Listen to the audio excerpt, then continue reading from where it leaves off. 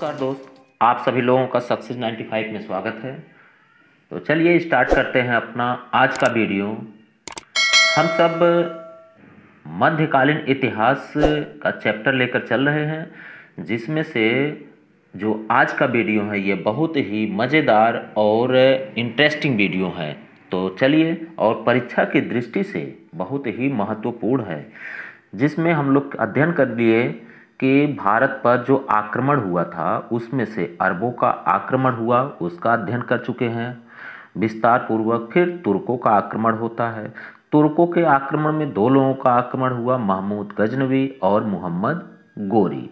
मोहम्मद गोरी सत्ता भी स्थापित कर देता है, लेकिन महमूद गजनवी ऐसा नहीं किया था। मोहम्मद गोरी भारत में सत्ता किसको देके जाता है? कुतुबुद्दीन ऐबक। और कुतुबुद्दीन ऐबक क्या किया कि गुलाम वंश की स्थापना किया। और गुलाम वंश में जो पहला शासक है, गुलाम वंश का पहला शासक कुतुबुद्दीन ऐबक है, इसका अध्ययन कर चुके हैं। फिर आराम शाह आया, इसका पुत्र है, इसका भी अध्ययन कर चुके हैं। उसके बाद इल्तुतमिश शासक बना, ये भी अध्ययन कर चुके हैं। रुकनुद्दीन फिरोज शाह, इसका भी अध्ययन कर चुके हैं हम लोग। सुल्ताना रजिया, इसका भी अध्ययन कर चुके हैं। अब है मुइजुद्दीन बहराम शाह। आज का वीडियो मुइजुद्दीन बहराम शाह है, जो 1240 से लेकर 1242 तक इसका शासन चलता है। तो चलिए स्टार्ट करते हैं। मुइजुद्दीन बहराम शाह, जब इसे शासक बनाया गया, किसके द्वारा? सरदारों के द्वारा। अब तक सरदार काफ़ी शक्तिशाली हो चुके थे। सरदारों ने बहराम शाह से कहा कि यदि बहराम शाह आप शासक बनेंगे तो आपको एक बात माननी है। बहराम शाह ने कहा क्या? तो सरदारों ने कहा आपको एक नया पद शुरू करना है नाइब के नाम से, और आपको इसी के अधीन रहना है।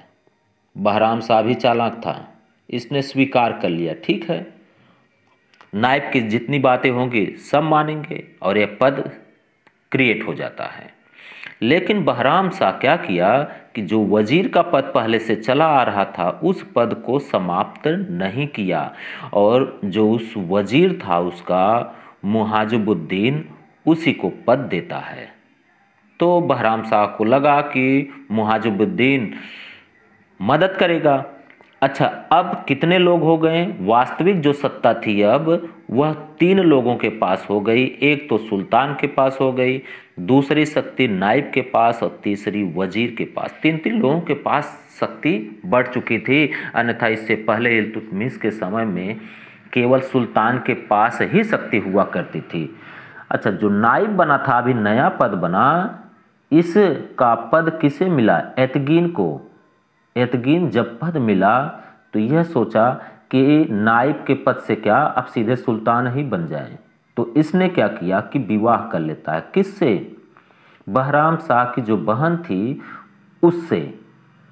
बहराम शाह जब यह देखता है कि एतगीन विवाह तक कर लिया है, अब यह सत्ता पूरा का पूरा लेना चाहता है, तो इसके मन में भी आया कि अब ये इसकी हत्या कर दे, इसको ख़त्म करे, अन्यथा तो यह तो समस्या कर देगा।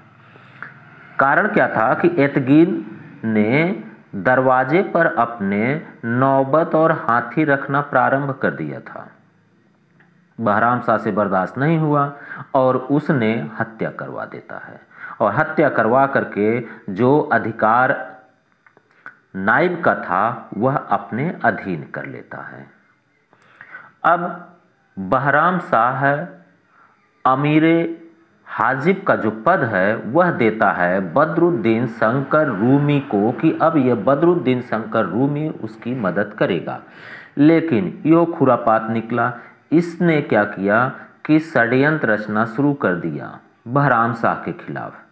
और बहराम शाह को जब पता लग जाता है कि बदरुद्दीन शंकर रूमी जो उसका अमीर हाजिब है वह षड्यंत्र रच रहा है, तो वह उसको हटा देता है, और हटा करके बदायूं का इक्तेदार बना दिया।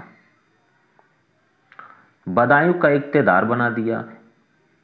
यहाँ दूर जाने के बाद भी इसके षड्यंत्र में कमी नहीं आई, यह खेल खेलने शुरू कर दिया। बहराम शाह सोचा कि अब इसका रहना बेकार है, तो इसे दिल्ली बुलाया और दिल्ली बुलवा करके इसकी हत्या करवा दिया। अब सरदारों की तो फटने लगी, उनमें डर फैल गया कि बहराम शाह हम लोगों के खिलाफ चल रहा है। इसको रखे थे कि हमारी बात मानेगा, लेकिन यह तो उल्टा काम कर रहा है। उसी समय मंगोलों का आक्रमण हो जाता है भारत पर। कब? 1241 में भारत पर आक्रमण होता है। किसके नेतृत्व में? मंगोलों की तरफ से तायर नाम का व्यक्ति, जो कि आक्रमण करता है कहाँ? भारत पर।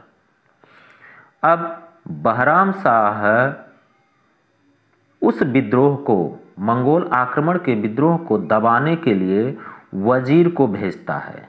वजीर को भेजता है कि तुम जा करके उस विद्रोह को दबा दो। लेकिन यहाँ वजीर मुहाजिबुद्दीन को जब भेजा गया तो यह रास्ते में जा करके खुद एक नया षड्यंत्र रचने लगा। जो सरदार थे उसको अपनी तरफ मिला लिया।